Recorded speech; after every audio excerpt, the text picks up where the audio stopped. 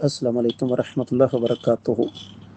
बिस्मिल्लाहि वस्सलातु वस्सलामु अला रसूलिल्लाह। सवाल आ गया कि औरत मर्द के आगे बदमाशी करे तो बेचारा शौहर खामोश रहे। गुजारिश ये है कि शरीयत ने हर चीज़ की हदूद व क़यूद रखी हैं।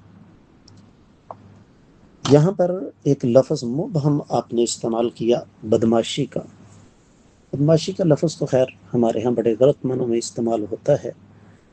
अब आप पता नहीं किस मानों में बदमाशी का लफ्ज़ ले रहे हैं।